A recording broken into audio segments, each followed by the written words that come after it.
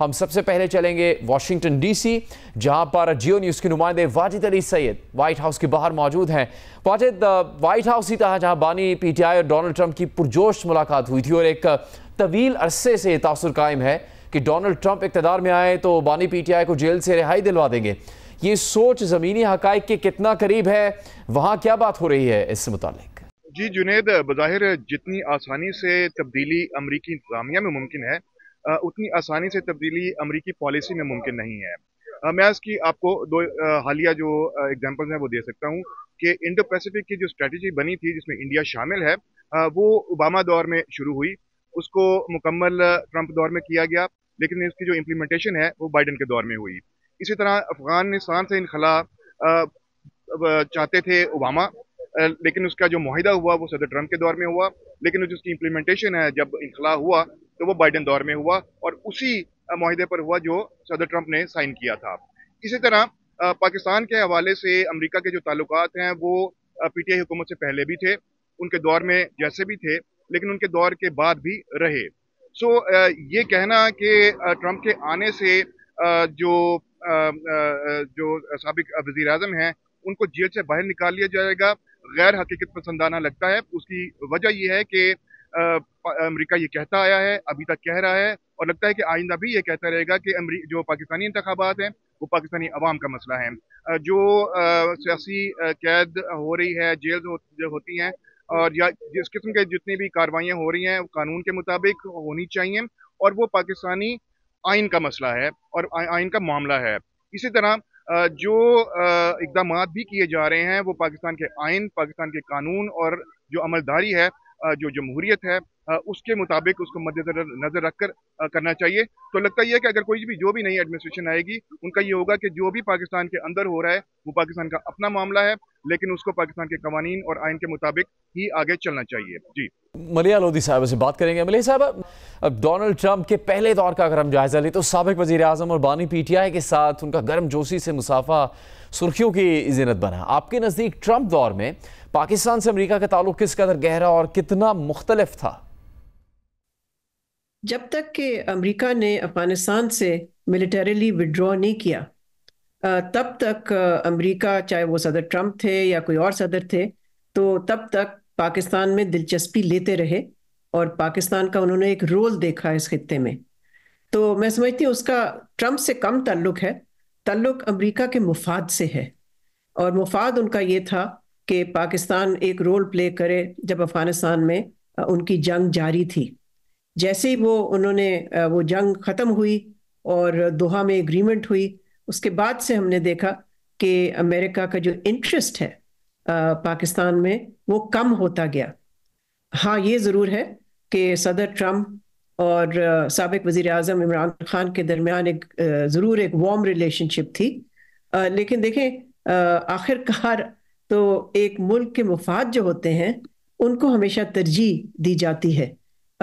یہ پرسنالٹیز کے درمیان بھی ٹھیک ہے، اس کا بھی ایک رول ہوتا ہے، لیکن اصل رول جو ہوتا ہے وہ ایک ملک کے مفاد کا ہوتا ہے۔ ملیح صاحب شکریہ۔ پی ٹی آئی کی ڈونلڈ ٹرمپ سے توقعات پر اپنے پینل میں شامل دیگر مہمانوں کی رائے بھی ہم لیں گے، مگر پہلے اعزاز چودھری صاحب کے پاس چلتے ہیں۔ اعزاز چودھری صاحب، بائیڈن دور تقریباً ختم ہونے کو، ان 4 سالوں کا جائزہ اگر ہم لیں تو کن شعبوں میں پاکستان سے تعلقات مضبوط ہوئے اور کہاں ان میں آپ کو لگتا ہے کہ پیش رفت زیادہ نہیں ہوئی؟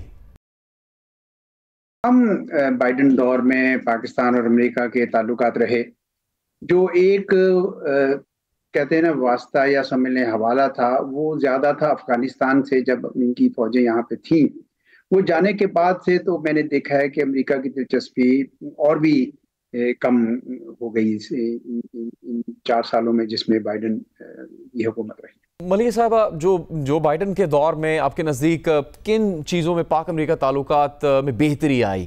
کہاں یہ تعلقات بڑھے اور کہاں منجمد ہوئے اور کہاں پھر ایک قدم پیچھے بھی ہٹے؟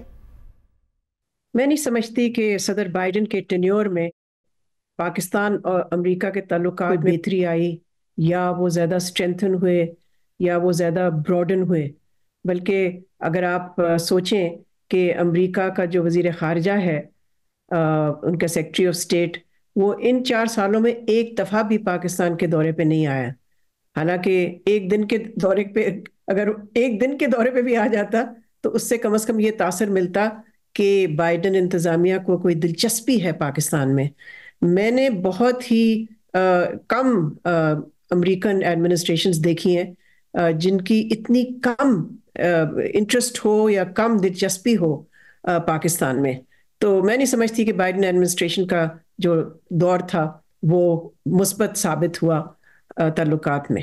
جی نغمانہ ناہید صاحبہ، پاکستان اور چین کے تعلقات گہرے ہونے کا بھی کیا بائیڈن انتظامیہ نے اثر لیا؟ کیونکہ اس سے پہلے وزراء خارجہ سطح پر ہی نہیں، سربراہی سطح پر بھی ملاقاتیں ہوا کرتی تھیں، جو بائیڈن دور میں نہیں ہوئیں یہ ملاقاتیں. دوسری جانب چینی قیادت سے پاکستان کے رابطے بظاہر بہت زیادہ بہتر ہوئے، تو اس کے بھی اثرات تھے؟ بہت شکریہ. دیکھیے، جہاں تک چین کے ساتھ پاکستان کا تعلق ہے تو آپ کو پتہ ہے کہ یہ بہت ہی گہری دوستی ہے، اور اس کی جو ٹریجیکٹری ہے وہ ہمیشہ اوپر کی طرف رہی ہے. یہ کبھی بھی پچھلے 75 سال میں اس پہ کمی نہیں آئی، بلکہ اضافہ ہی ہوتا گیا ہے. جہاں تک امریکہ کے ساتھ ہمارے تعلقات کو آپ دیکھیں تو ان کی بڑی ٹرانزیکشنل نیچر ہے. جب ضرورت ہوتی ہے، ہماری اہمیت ہوتی ہے، تو ہمارے تعلقات ان سے بہتر ہو جاتے ہیں. جب وہ ضرورت یا وہ ریکوائرمنٹ ختم ہو جاتی ہے تو آپ نے دیکھا پھر ہمیں سینکشنز بھی لگ جاتی ہیں اور چیزیں بھی ہو جاتی ہیں. تو اس میں اس کو اتنا ڈائریکٹلی چین کے ریلیشن شپ کے ساتھ تو آپ کنیکٹ نہ کیجئے، کیونکہ ظاہر سی بات ہے پوری دنیا میں اب ایک چینج آ رہی ہے، اور یو ایس چین کا تو ویسے ہی اب بہت کمپٹیشن ہو رہا ہے. اور یہ بات امریکہ کو بھی معلوم ہے اور ساری دنیا کو معلوم ہے کہ ہمارا چین کے ساتھ ایک اسٹریٹجک تعلق ہے، ویسے ہی جیسا انڈیا کا روس کے ساتھ اسٹریٹجک تعلق ہے. لیکن اس وقت کیونکہ امریکہ کو انڈیا کی بہت ضرورت ہے تو انڈیا کے ساتھ بھی انہوں نے اسٹریٹجک تعلقات رکھے ہوئے ہیں. لیکن یہ سوچنا کہ جی کیونکہ چین کے ساتھ ہمارے تعلقات بہت اچھے ہیں تو اس لیے شاید امریکہ ناخوش ہے یا امریکہ کے ساتھ ہمارے تعلقات اس نوعیت کے نہیں ہیں، یہ آئی تھنک بہت سمپلسٹک ایک ویو تو ہو سکتا ہے. لیکن اگر اس کو گہرائی میں دیکھیں تو آئی گیس وہ اتنا اس کو اس طرح بلیک اینڈ وائٹ میں نہیں دیکھا جا سکتا. نغمانہ صاحب، ایک اور اہم پہلو پاکستان اور چین کے درمیان سی پیک کا بھی ہے. اس عرصے میں بظاہر سی پیک کی وجہ سے پاکستان پر دباؤ کہ چینی قرضوں سے جان چھڑائے. امریکہ نے تو چین سے مطالبہ بھی کیا کہ پاکستان کے قرضے معاف کرے یا معاملات دوبارہ طے کرے. اس صورتحال نے سی پیک کو کس قدر چیلنجنگ بنایا ہوا ہے؟ دیکھیں، جہاں تک سی پیک کا تعلق ہے تو یہ ایک بہت بڑے پروجیکٹ کا حصہ ہے جس کو بی آر آئی کہتے ہیں.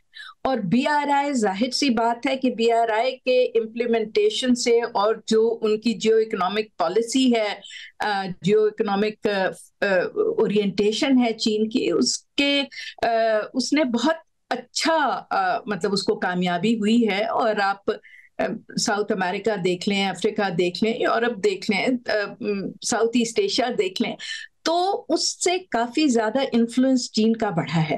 اور اس میں بالکل کوئی دو رائے نہیں ہے کہ جو سی پیک ہے وہ اس کا سب سے کلیدی حصہ ہے، کیونکہ بغیر سی پیک کے بی آر آئی جو ہے وہ فنکشنل نہیں ہوتا، کیونکہ یہ صرف ایک واحد کوریڈور ہے جو نارتھ سے ساؤتھ ہے اور جو بائی لیٹرل ہے.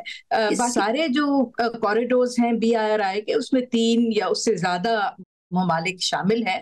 اور اسٹریٹجیکلی بھی اگر آپ دیکھیں تو یہ جو سی پیک ہے یہ ڈائریکٹلی چین کے ویسٹرن حصے کو عربین سی سے کنیکٹ کرتا ہے، جو کہ نیچرلی اس وقت بہت امپورٹنٹ ہے، امریکہ کے لیے بھی امپورٹنٹ ہے اور انڈیا کے لیے بھی امپورٹنٹ ہے. تو اگر آپ اس میں تنازل میں دیکھیں کہ چین کی انڈیا اور چین کے تعلقات اب کچھ لگ رہا ہے کہ شاید تھوڑے ٹھیک ہوں، لیکن آپ کو پتا ہے کہ ان کا بہت بڑا بارڈر ایشو ہے جس کے اوپر کی وجہ سے ان کے تعلقات کشیدہ رہتے ہیں. اور ہم جو ہیں بہت چین کے اچھے دوست ہیں، اور اگر یہ کانفرنٹریشن امریکہ اور چین کی ہوتی ہے اور وہ یہ انڈین اوشن में उसका असर आता है तो जाहिर सी बात है फिर सीपैक की और गवादर की वैल्यू बहुत ज्यादा बढ़ जाती है। तो उसकी वजह से जाहिर सी बात है कि जो वेस्टर्न वर्ल्ड है वो नहीं चाहता कि उनका जो यहाँ स्ट्रेटेजिक और इकोनॉमिक इंटरेस्ट है वो किसी भी तरह चीन के साथ शेयर किए जाए, या चीन का असर रसूख जो है चाहे वो इकोनॉमिक हो, पॉलिटिकल हो या स्ट्रेटेजिक हो, वो बढ़े। तो जाहिर सी बात है प्रेशर्स आते हैं, लेकिन हमें ये बिल्कुल नहीं भूलना चाहिए कि पिछले 75 साल से हमारे चीन से ताल्लुकात हैं और बड़े बड़े ऐसे वक्त आए जो बहुत ज्यादा हम पे कुछ डिसीजंस के ऊपर प्रेशर आया, लेकिन पाकिस्तान ने हमेशा अपने नेशनल इंटरेस्ट में कभी भी चीन के साथ अपने ताल्लुकात को कॉम्प्रोमाइज नहीं किया। तो इसी तरह जहां तक सीपैक का ताल्लुक है तो हम किसी भी ब्लॉक का हिस्सा नहीं बनना चाहते, लेकिन आई थिंक हमारा जो स्ट्रेटेजिक कंपस है वो हमें पता है कि किस डायरेक्शन में होना चाहिए। मजमूई तौर पर आपने राय सुनी भी है। नसीम हैदर साहब से बात करें। नसीम साहब, काफ़ी इसके पहलू थे और ख़ास तौर पर इसको तो लेके नुक्ता उठाया गया कि पाकिस्तान आए नहीं, बाइडन तो क्या उनके वज़ीर ख़ारजा भी नहीं आए। आप कैसे सम अप करेंगे बाइडन दौर को पाकिस्तान के तनाज़ुर में? देखिए, मैं इसमें सबसे इम्पॉर्टेंट बात जो मेरी नज़र में है वो ये कि शायद बिल क्लिंटन तक का दौर एक ऐसा था जिसमें अमेरिकी सदूर जब भी कभी इंडिया आते थे तो वो कभी छोटे सी मतलब मुख्तसरी वक्त के लिए पाकिस्तान ज़रूर आते थे, 6 घंटे के लिए ही सही, लेकिन पाकिस्तान ज़रूर आते थे। फिर ये हुआ कि पाकिस्तान और इन दोनों की मुलाकातें सिर्फ रहने लगी। लेकिन ये बाइडन का दौर एक ऐसा दौर है कि जिसमें कहीं मल्टीलैटरल फोरम पे जहाँ बड़ी कोई मुलाकात हो सकती थी दो तरफा, वो भी नहीं हुई। और कभी यूनाइटेड नेशन में होता था कि यहाँ से प्राइम मिनिस्टर गए तो उनकी कोई बायलैटरल मुलाकातें हो जाए, वो भी नहीं हुई। मेरे ख्याल में इसमें अमेरिका, वो जैसा कि एम्बेसडर्स ने कहा, मैं उनकी बात से इख्तलाफ तो नहीं कर सकता, लेकिन मैं इतना ज़रूर कहूँगा कि पाकिस्तान ने शायद ख़ुद को रेलिवेंट बनाया भी नहीं, क्योंकि जब एक बड़ी इकॉनमी होती है और आपको उससे जुड़ना होता है तो फिर आप कोशिश करते हैं कि आप खुद किसी तरह से रेलिवेंट होने की कोशिश करते हैं अगर आपको मफाद लेना है।